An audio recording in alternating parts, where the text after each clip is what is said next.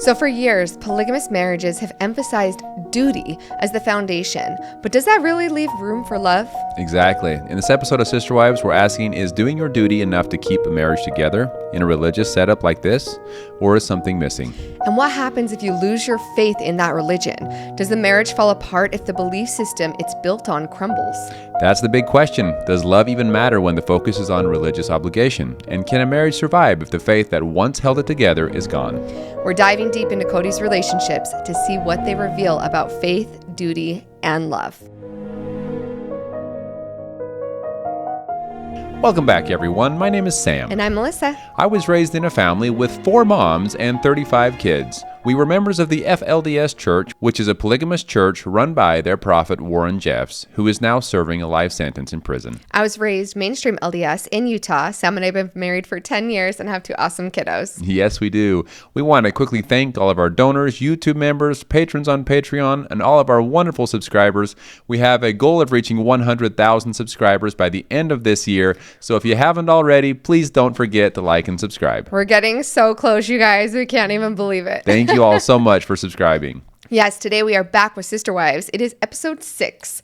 Yes. And we have quite a few things to get into and one really heavy, awkward talk between Kody and Mary that we will dive into later. But first, we have to talk about the fact that this is the first Christmas. As Kody says, it's the first Christmas I've ever had with only one wife. The biggest smile on his And face he that we've can't ever hide seen. It. Oh my word. Like, I looked at Sam and I was like, you think he would at least try to hide it a little bit at this point? Obviously, he's not hiding any of his true feelings and emotions, no matter how much he should. Right.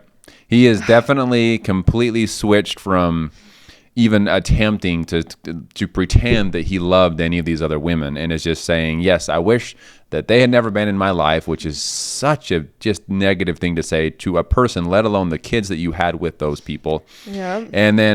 And then he's just focusing all of his attention. And we see it very clearly on his face when he says that we're only having Christmas with me and my Robin.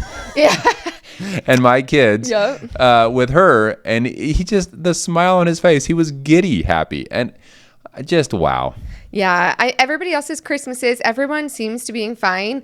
You know, Janelle is getting to be with her grandbabies at Maddie's house. Christine has her kids together for Christmas. McKelty does mention the fact that it doesn't feel like Christmas without the chaos, but now everything is focusing on the grandkids, you know, and we had the first grandkids on my family side, and I can definitely say that having that focus on those little grandbabies, you know, and they're just everybody's world. I'm glad that the Browns have that as well. Yep. Because at least they have something to focus on with it being so quiet as everybody's adults. And McKelty mentions that. She's like, some of it is just we're all adults now. So you don't have the same chaos that you do when there's a bunch of little kids, let alone like 18 little kids. Right. That's what you're going to have when you're an adult. I can understand the excitement of being in such a big family around the holidays.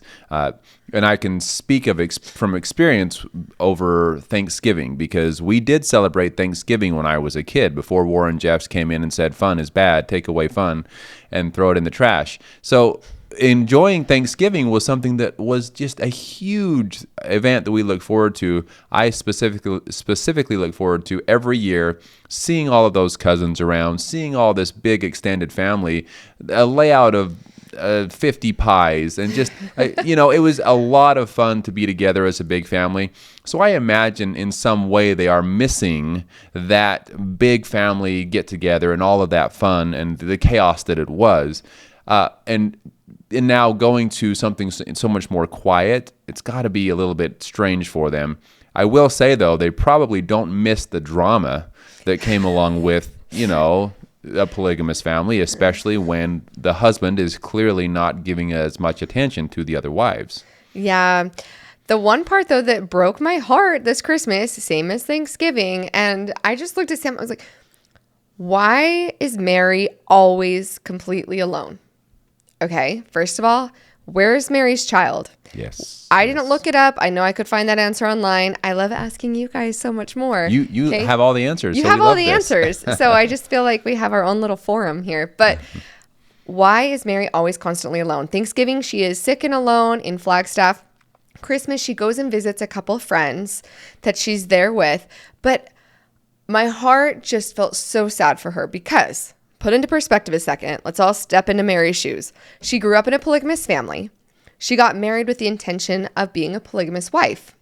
Okay. She was planning on having a ton of kids and then having a family of probably 50 kids. She was planning on having Christmases with tons of grandkids and sister wives and tons of children. And now here she is at 52. And I think at one point she said, I will go wherever I'm wanted. And it made me almost tear up for her because how would it be to have your whole life, you spend your whole, and she did help raise Christine's kids, Janelle's kids, all of their kids grew up together. And yet now at 52, she's at Christmas all alone or spending it with a couple good friends. I'm glad she has that. But that can't be the life that she envisioned for herself. No.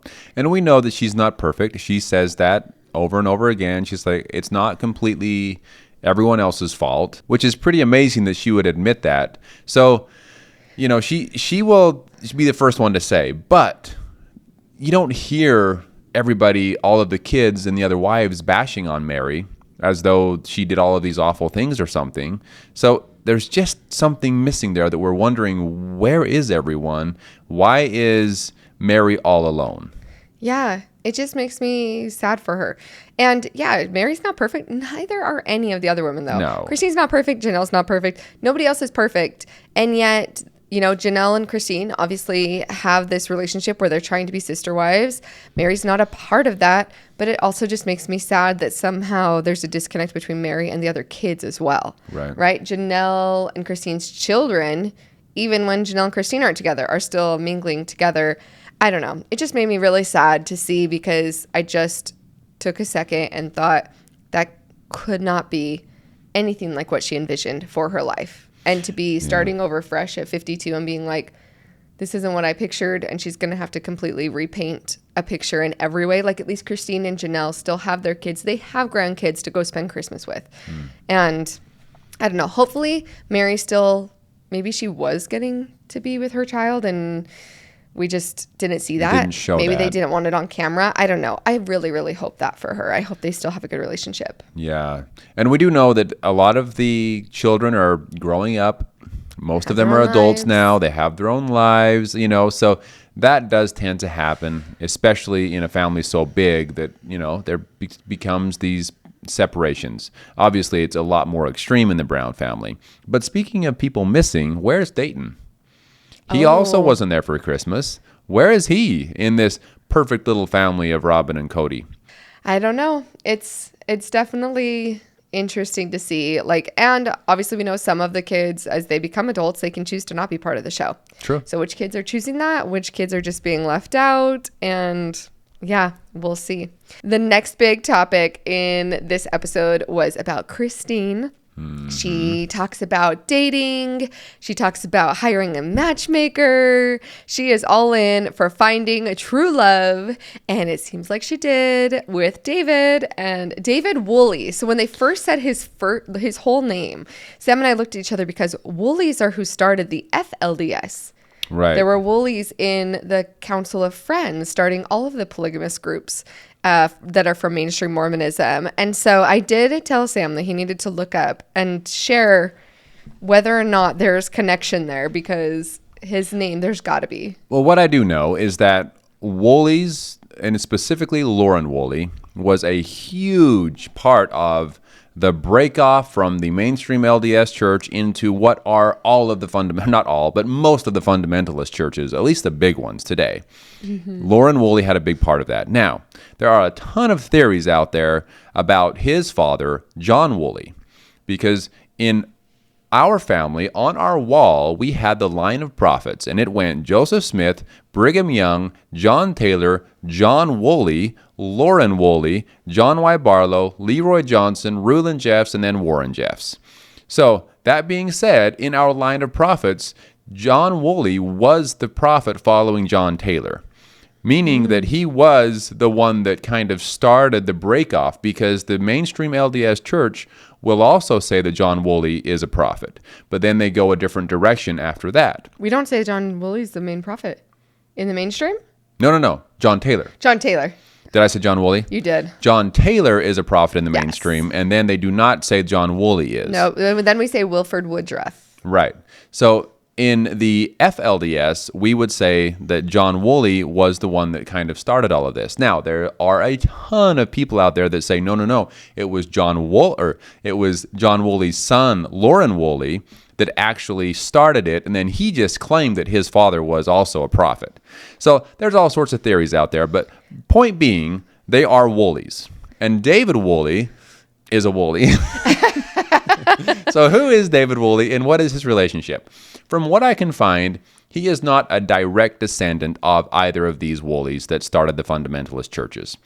It sounds like his fathers converted to the mainstream LDS church from Maine, it sounds like. And so they're not really direct descendants. However, I wouldn't be surprised at all if there was some kind of relation between their, ending up in Utah and being members of the church. There might be some kind of connection, but from what I can see, they're not direct. Like, he's not a descendant of John or Lauren Woolley. Well, and he did say that his sister practiced polygamy. True. Which was very interesting and so helpful, I think, in their relationship. So obviously, we've all seen that they got married. We've covered that special before, all of that. So they move very quickly, find each other. He has 8 kids, so he's no stranger to large families. He's no stranger to polygamy. His sister practices it. Obviously, like you said, it sounds like his family was mainstream LDS. But if they, right, is that where they came? Yes, but if he joined the church a long time ago, polygamy was a thing in the mainstream LDS church back then. So there's for me, there's no surprise that there may have been some introduction to polygamy, even if it was the mainstream LDS church back in those days. Exactly. So having that information, though, I think is so helpful in the relationship between Christine and David, because she even mentions that, on a first date, she wouldn't talk about the fact that she had been a polygamous wife, but then the second date she did, and how some guys were like, excuse me, and some guys were super religious where she's not. And especially with everything that she had gone through in that, having somebody who can say, I understand that you don't want that anymore, and I'm okay with that. But right. Understanding her mentality behind it, and that it's a religious decision, and that it doesn't mean that she's going to want sister wives. Understanding that fully, I think, is so important, and I can totally understand how that could bond them very, very quickly. So super cool. Christine is super happy. It was funny to hear their whole talk about PDA, right? Like, they started asking everyone about how they felt about PDA. Now, coming from a polygamous relationship, Christine, they talked about the fact that in their family, they tried to not show affection in front of one another because it would make each other jealous, right? And Christine said on one date, she was talking about the fact that, like, in polygamy, there always felt like there was a threat to the relationship. So seeing stuff like PDA would make it feel like your relationship was under threat. And did you see PDA within the FLDS is what I wanted to ask. Yeah, so I think that it was depending on the family. In my family, I would, for example, in the morning, we would wake up, we would have our morning prayer and song and things like that, morning scripture reading. And then my father would eat breakfast and leave for work. And on his way out the door, he would kiss all 4 of the wives on the lips and say goodbye. It wasn't a big deal. And growing up in that, I didn't think twice about it. I just said, he's kissing his wives goodbye. No problem. And there didn't seem to be any problem. At least I was a kid. Who knows? I didn't see any of the wives looking at the other wife like, oh, she's getting something that I'm not getting. I didn't see that. And it wasn't a big deal. It seems like the Brown family made it a big deal based on what I'm seeing in the show and my past experience. It seems like they went out of their way to make it a big deal, and I think the reason it became a big deal is because Kody very clearly was not showing the same amount of attention to each of his wives. So that I can understand why one would feel jealous even seeing a kiss, if, the kiss seemed to be more passionate than the one that they got earlier that day or something. So I can understand it being a problem. I didn't see it as a problem in my family growing up, though. Gotcha. So it was kind of funny to see, like, they kind of interviewed everyone, and a lot of people, like, Mary was still like, oh, I'm not into PDA. Like, that seems weird. Well, of course it'd be weird if you'd never experienced it and stuff. And Christine's Right. like, now I'm all about it. And David's like, she was aggressive. Like, she's wanting the PDA. Her kids are feeling so awkward because of the fact that they've never seen her be super affectionate with their dad, and now they're seeing her like actually in love. That'd be weird, right? Now to see your mom Kissing someone. all over someone like that. And I can also see her being a little more aggressive. I thought it was hilarious that they admitted that, but I can see it now because that was withheld for her whole life. She needs to be set free. Yeah. She's been held in this cage of not allowing herself to be her true self because of the way she was brought up religiously, where sexual topics of any kind are super taboo. And then she marries into a polygamous family and as a third wife. So from the very beginning, she never had that affection from Kody that she wished she could have. Yeah. And so I can see all of a sudden now she's like, freedom, rah! Well, and with the rude stuff that Kody said about not being attracted to her, just feeling like someone's attracted to you and wants you. Actually wants you. Yeah, wants you sexually is important in a marriage too. So for her to get to feel all those things, she had mentioned, and I think this is really important to bring up, that she said she finally feels like she understands that Kody and Robin were soulmates, and that she now knows what that feels like. And I think her saying that and realizing that hopefully helps her a little bit. But she's like, if I felt the way I feel about David, and then I had to go to another man every day, or I was expected to go and split my time between other people, she goes, I'd be miserable. I wouldn't want to do that either. And so she's like, that's, I think, what Kody was feeling and why he wasn't wanting to go to the other houses. And, you know, whether he admitted it now, he's so open that it's disgusting how much he says, oh, I never loved them and I never loved them. I don't love them. I never did, blah, blah, blah. Well, yeah, if you don't love someone, why would you want to go to them and you have someone that you do love? Not to excuse Kody, by the way. Because, absolutely not. Because that's something you figure out when you're dating.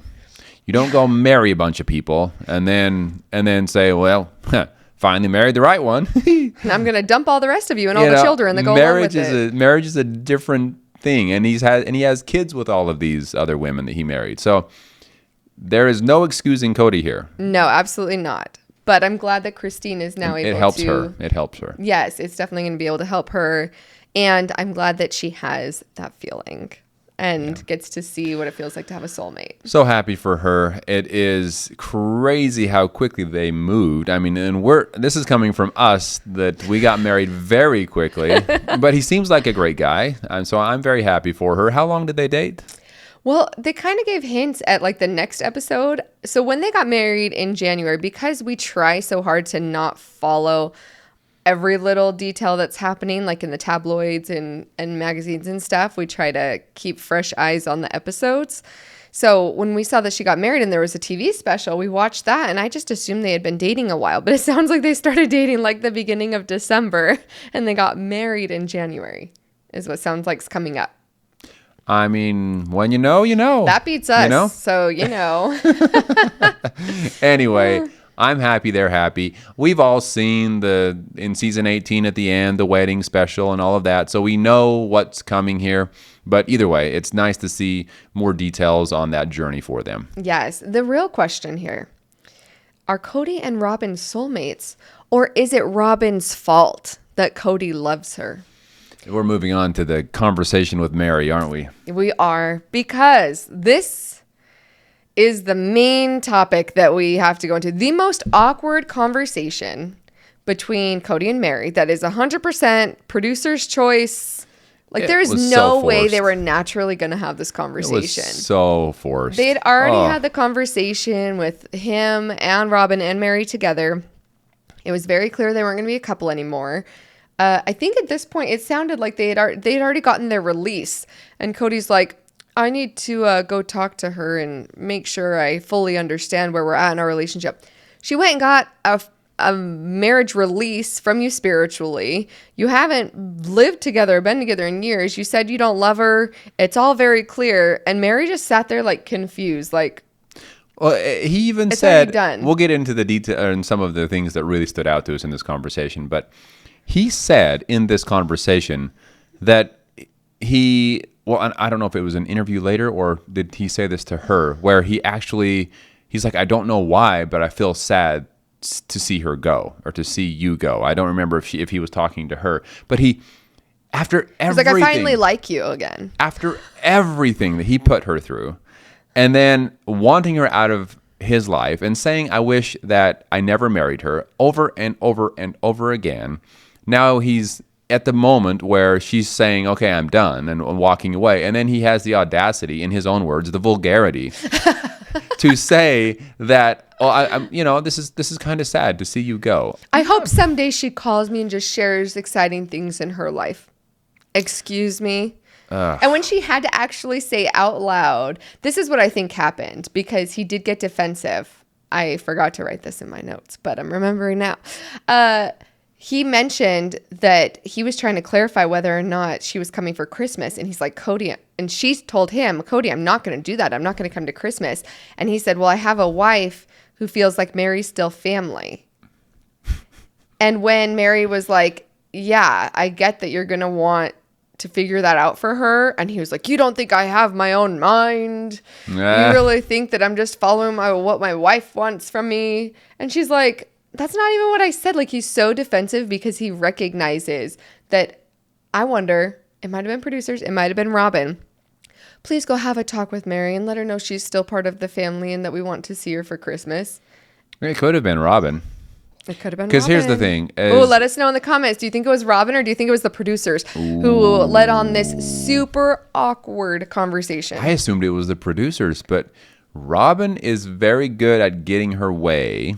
And making it seem like it's Kody's way. That's why it's so funny that Kody is so defensive, because that proves to us, the viewers, that Kody is definitely being pushed around by what Robin wants. Remember when because of his defensiveness. Yeah, sorry. Remember when Robin would say that she could speak Kody? Oh, way back in the beginning. Way back in the beginning. And beginning. Janelle was always super offended by that. She's like, I don't need an interpreter for my husband. Thank you. But she said that a long time ago. And I think, well, and maybe this is why Kody loves her, because going back to that quote, he was saying, it's not my fault that I don't love Mary, right? It's not my fault that I don't love her. It's her fault, because when a woman does, like, if I want to do all these things for her, it's because she's made me want to do those things for her. It's because she's made me want to love her. Can you believe that that a human being would say that no matter what I do is not my fault? If I don't love someone, if I do anything, it's because of the other person. It's their fault. If I love them, it's their fault. If I don't love them, it's their fault. It's Robin's fault that I love her so much. Yeah. What? What? That doesn't even make... You have no... But then he gets mad when Mary says that he gets mad and defensive and says, are you trying to say I'm not a man of my own mind? Well, you just barely said that you don't have control over your mind of who you love. So, because it's all duty. He said, it's not my fault that I don't love her. I did my duty. And he kept bringing that up. Yeah. And we wanted to point this out because in polygamous relationships that are built on religion, duty is such an important aspect. Oh, yeah. Especially, I know we've talked to people in the AUB, when men don't get to pick their wives, what is left? There's not love. The FLDS, they talk about you get married and then you work on love. You learn to love them. Yep. Yeah, that's the way it's worded, huh? Yeah. You learn to love them, right? So when a man's first getting married, duty is pretty much all they have, right? Well, if you step into their shoes for just a minute here, I do want to point this out. I'll speak for the FLDS, and I know that other fundamentalist Mormonism groups are similar in their spiritual beliefs, not maybe their actions, but their spiritual beliefs. If you imagine that you go to a wedding, and the AUB would be the same way because they believe it's all sanctioned by God. If you go to a wedding and imagine that God is standing there, and God says, so and so and so and so, You are soulmates. You are meant to be together. I seal you together for time and all eternity. This is the plan from the beginning. This is what it's meant to be. This is how I designed it. This is the plan for you. You may not know each other very well right now. You will learn to love each other, and everything will be glorious and happy in the end. Trust me, I'm God, right? Like That's a good way to word it. How do you say, oh, no, thank you, God. I actually know more than you, and I'm not attracted to that person, so no. Even if you're not attracted, you can't say no to God, right? Mm-hmm. You're raised to believe this, that he is the one making the decisions here. So just think about that for a minute, and then maybe it will help understand why people that maybe weren't in love or are willing to get married and then fall in love, why they are doing it that way. Well, and it's obviously, I feel like this put a big spotlight on polygamy in general, because Kody mentioned the fact, he said, I thought my other marriages were normal. I thought that this was the normal way things, because this is how all the marriages around me were. He said, this is what all my friends' marriages were like too, meaning other people within his religious community all had similar marriages, where it was based on duty. Now I'm combining these two things here. He didn't say this, but it seems kind of obvious that if they're also not happy and they're dealing with jealousy and fighting and all of those things, well, they're probably feeling like it's their duty as well to make the marriage work rather than out of love. Yep. And so that just shines a huge light on whether or not a polygamous marriage, can it have love? And then to try to have love be equally distributed so that there's not jealousy, which I think is almost impossible. Like, we haven't seen it yet. Yep. Out of everyone we've talked to, even people that are still in functioning relationships and happy, like Brady Williams that we've interviewed before, he will still admit, they'll be the first to admit that there's still jealousies. Yes. And hardness to that. And I will speak of this in more detail when speaking more about my personal story in videos to come. But even in my own family, even though I do often say I had a great childhood, it seemed like my father did an amazing job spreading the love, treating the women equally, or the wives equally. There were moments, and there were obvious times where there was jealousy going on. Mm-hmm. And I'll get into that more, but I do want to just point out that even in the good childhood that I had, I did see some of that as well. Yeah. And so just seeing that sense of duty, and then obviously Kody lost his faith. So if you lose that belief that God was standing there telling you this is the marriage that you have to have and that this is what's meant for eternity, if you no longer believe that that's actually what God wants for you, and on top of that, you actually get to feel and experience real love. Now, again, no excuses for Kody here, because he did choose, and he could have gone about letting these women go in such a better way. And as was said in a recent interview we had with Melanie, that is from the AUB, Melanie and her husband Corey, she said that he had a choice. He was head over heels in love, at least Mary, based on his actions with Mary. Okay? Yes. So we're not trying to excuse him here. It was not the FLDS. It was not arranged marriages. He chose. He made the decision. He was head over heels for Mary. So just want to point that out. No excuses.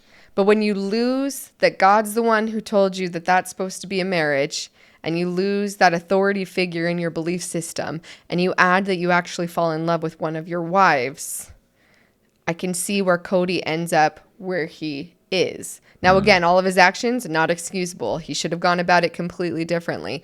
But that's a lot to come to terms with. And where's the sense of, he keeps talking about loyalty and duty.